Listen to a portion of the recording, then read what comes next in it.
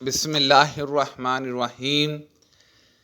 ہم اپنی کنواری جوان بچیوں کو عیدگاہ جانے سے روکتی تھی۔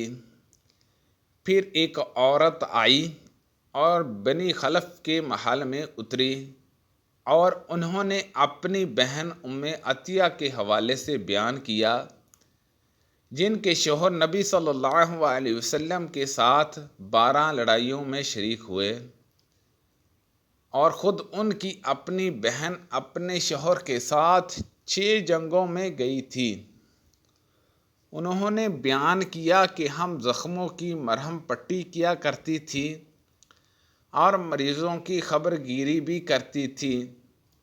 میری بہن نے ایک مرتبہ نبی صلی اللہ علیہ وسلم سے پوچھا کہ اگر ہم میں سے کسی کے پاس چادر نہ ہو تو کیا اس کے لیے اس میں کوئی حرج ہے کہ وہ نماز عید کے لیے باہر نہ نکلیں؟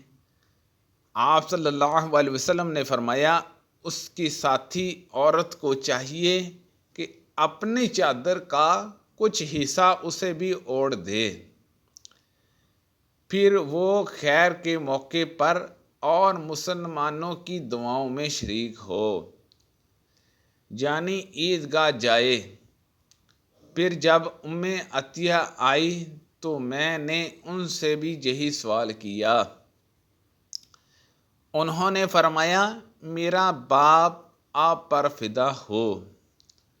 ہاں، آپ صلی اللہ علیہ وسلم نے یہ فرمایا تھا۔ اور ام عطیہ جب بھی عن حضرت صلی اللہ علیہ وسلم کا ذکر کرتی تو یہ ضرور فرماتی کہ میرا باپ آپ صلی اللہ علیہ وسلم پر فدا ہو۔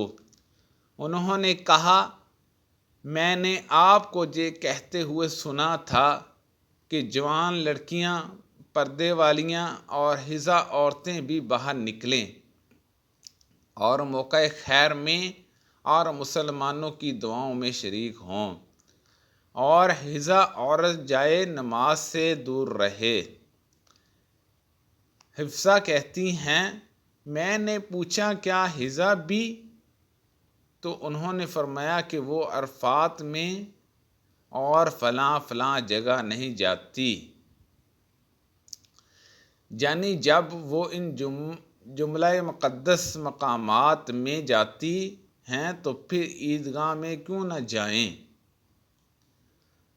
فاطمہ بنت ابی حبشہ رضی اللہ عنہما نے نبی صلی اللہ علیہ وسلم سے پوچھا کہ مجھے استحاضہ کا خون آتا ہے اور میں پاک نہیں ہو پاتی، تو کیا میں نماز چھوڑ دیا کروں؟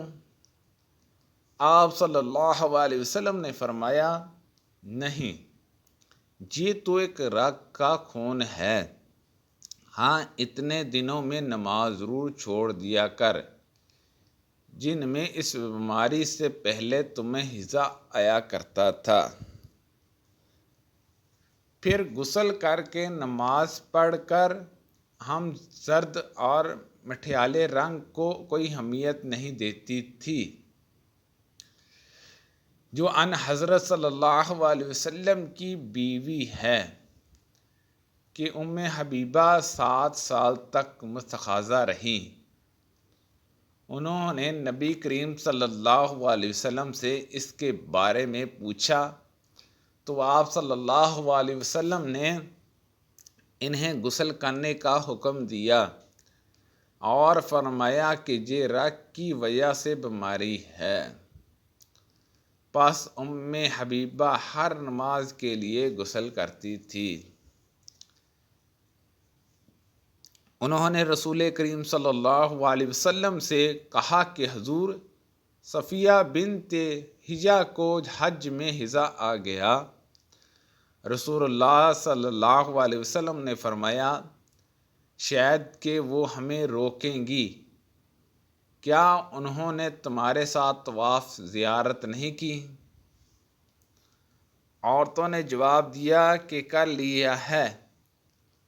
آپ نے اس پر فرمایا کہ پھر نکلو حضا کے لیے، جب کہ اس نے طواف افضاح کر لیا ہو، رخصت ہے۔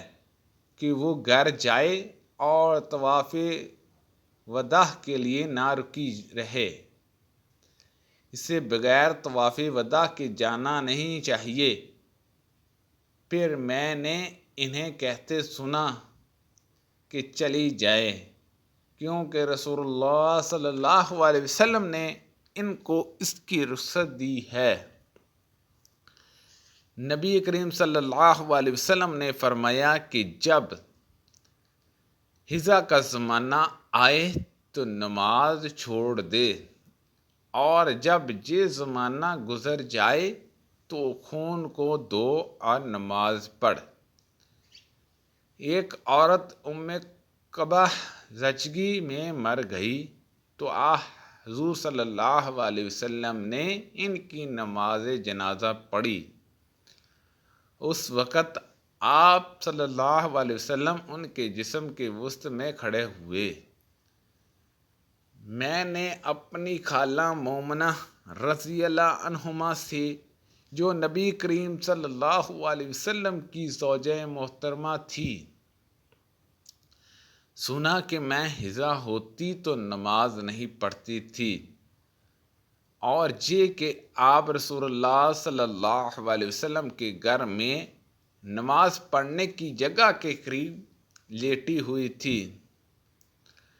آپ صلی اللہ علیہ وسلم نماز اپنی چٹائی پر پڑھتے۔ جب آپ صلی اللہ علیہ وسلم سجدہ کرتے تو آپ کے کپڑے کا کوئی حصہ مجھ سے لگ جاتا تھا۔ سبحان اللہ عز و جل۔ اللہ پاک سے دعا ہے کہ اللہ پاک کے حدیثوں پر عمل کرنے کی توفیق عطا فرمائے۔ اللہ پاک ہم سب کو صحت و تندرستی عطا فرمائے۔ آمین بیان نبی الامین صلی اللہ علیہ وسلم۔